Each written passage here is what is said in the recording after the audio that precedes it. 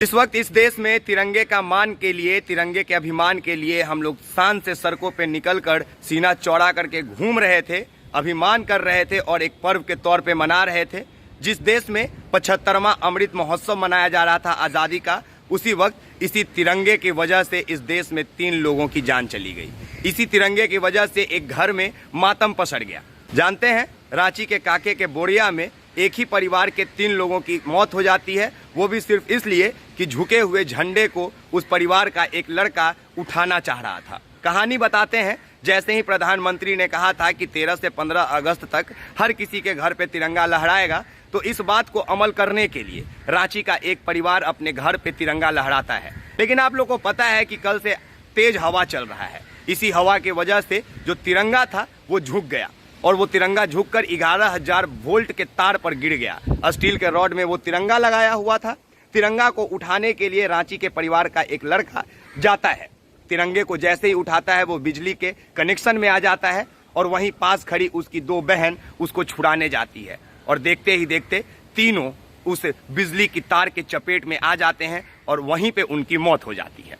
यह दुखद घटना सोशल मीडिया पे चर्चा का विषय बना हुआ है। कई लोगों ने इस पोस्ट को हम तक भी पहुंचाया और बोला कि भैया आप कुछ बोल दीजिए। तो हम क्या बोले, हम सिर्फ इतना बोलेंगे कि प्रधानमंत्री नरेंद्र दामोदर दास मोदी जी, आपके बातों का कई लोग बड़े अभिमान के साथ पालन करते हैं और उन्हीं बातों को मानने के क्रम में रांची का एक परिवार आज गमगीन है, शोकगीन है। जानते हैं, जिस परिवार में ये घटना घटा है वो एक ही परिवार के हैं, मतलब एक लड़का और एक लड़की सगे भाई बहन है और एक लड़की चचेरी है। जो लड़का सगा भाई बहन है उसका एक भाई तो अभी भी जिंदा है, क्योंकि जिस समय ये घटना घटा वो उस समय घर में मौजूद नहीं था। लेकिन एक और बहन जो थी वो अपने पापा की इकलौती संतान थी, मतलब उस घर का चिराग बुझ गया।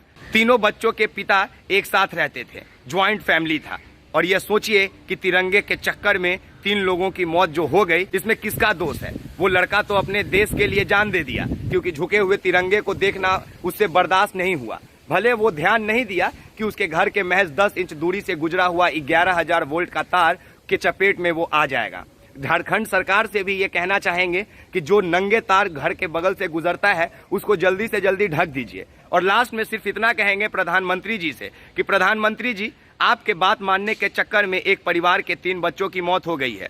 वो बच्चे को शहीद का दर्जा दिया जाए, क्योंकि झंडे को उठाने के चक्कर में उन लोगों की मौत हुई है। साथ ही उचित मुआवजा भी दिया जाए, क्योंकि एक परिवार का अब कोई भी संतान नहीं बचा, इकलौती बेटी थी। हाँ, एक परिवार में एक बेटा बचा है जो एक प्राइवेट संस्था में जॉब करता है। आर्थिक स्थिति आप उन लोगों की इसी बात से समझ सकते हैं। बाकी का एक बात कि अगर झंडे को उठाने में कोई शहीद हुआ है तो शहादत उनको मिलना चाहिए, शहीद का दर्जा उनको मिलना चाहिए। साथ ही सरकारी खजाने से, प्रधानमंत्री के तरफ से उनको मुआवजा प्रदान करना चाहिए, ताकि उनके परिवार का भरण पोषण अच्छे से हो सके। और एक और बात कि आप लोग जो जल्दबाजी में ये फैसला ले लेते हैं ना, इस फैसले को जरा सा संभल के लिया कीजिए। कौन सा फैसला? तिरंगा लेने वाला नहीं हुजूर। झुके हुए तिरंगे को उठाने से पहले देख लीजिए, क्योंकि हवा बहुत तेज चल रही है। हर घर पे तिरंगा लगाया गया है और भारत में कई ऐसे घर हैं जिनके बगल से नग्न तार गुजरे हुए हैं बिजली के।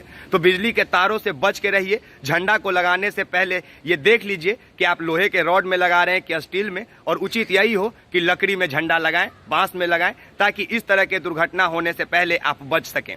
मेरा झंडे से कोई दोष नहीं है। झंडे का सम्मान उतना हम भी करते हैं जितना आप करते हैं। झंडे से प्यार हम भी उतना ही करते हैं, अपने तिरंगे से प्यार हम भी उतना ही करते हैं जितना आप करते हैं। लेकिन मन बड़ा कचोट जाता है उस वक्त जब इस तरह का घटना सुनते हैं। जब नरेंद्र मोदी जी लाल किला पे चढ़ के 82 मिनट भाषण दे रहे होंगे, तब उस घर में चित्कार पड़ा हुआ होगा, तब उस घर के परिवार के आंखों में आंसू होंगे और उसका वजह भी तिरंगा ही बना होगा। जानते हैं, तिरंगे के मान सम्मान के लिए एक परिवार ने अपने 3 बच्चों को खो दिया। उस परिवार के साथ सहानुभूति हमारे पूरे देशवासियों की होनी चाहिए। उस परिवार के साथ हर किसी को खड़ा होना चाहिए। उस परिवार के साथ प्रधानमंत्री और रांची के मुख्यमंत्री हेमंत सोरेन को खड़ा होना चाहिए और उचित मुआवजा देना चाहिए, ताकि उनके परिवार की देखभाल आगे अच्छे से हो सके। बाकी आप एक्सपोज मीडिया देख रहे हैं, मैं विकास राज हूँ। आप सभी का बहुत बहुत धन्यवाद। जय हिंद, जय बिहार।